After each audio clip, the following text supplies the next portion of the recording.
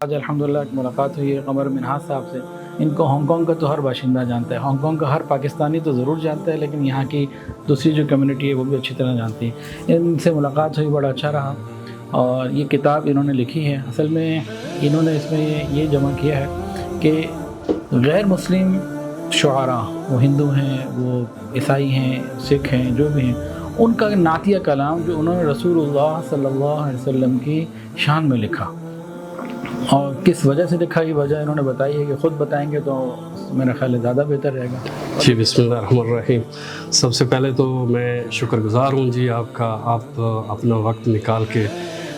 یہاں پہ میرے پاس تشریف لائے، میرے لیے بڑی سعادت ہے۔ باقی یہ چونکہ ڈنمارک میں جب کارٹون چھپے تھے تو ہر ایک انسان دکھی ہوا تھا، اس میں مجھے بھی دکھ اس قدر تھا کہ ہمارے نبی نے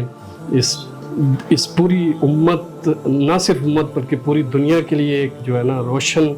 مثالیں ہیں وہ، تو کیوں غیر مسلم جو ہے نا اس طرح اللہ کے نبی کی شان میں گستاخی کرے۔ تو میں نے ایک سلسلہ شروع کیا، پوری دنیا سے جتنے شعراء یا باقی جو بھی حضور صلی اللہ علیہ وسلم کی شان میں جس نے بھی لکھا ہے، چاہے وہ امریکن تھے، برٹش کا بھی یہاں ملے گا، پھر انڈیا سے، تو خصوصاً انڈیا والوں کے لیے بھی تھا کہ ان کے شعراء نے بڑا کام کیا، اللہ کے نبی کی شان میں بڑی بڑی اچھی نعتیں لکھی ہیں۔ جس طرح ہمارا علامہ اقبال صاحب جس طرح ہمارے ایک لیے روشن مثال ہیں،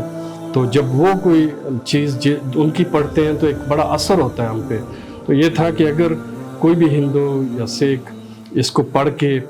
اپنے ایک بڑے کا پڑھا ہوا جب وہ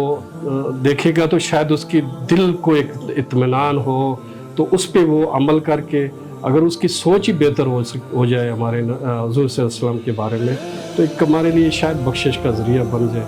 تو اس کا انگلش میں بھی ترجمہ آ رہا ہے بہت جلدی، ابھی اردو اور ہندی میں بھی ہے، تو اس میں اور ایڈیشن بھی کی ہے۔ تو یہ ایک کاوش ہے،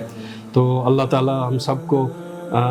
ہیومینٹی کے لیے کام کرنے کی توفیق عطا فرمائے، اور آج جو مسلمانوں کی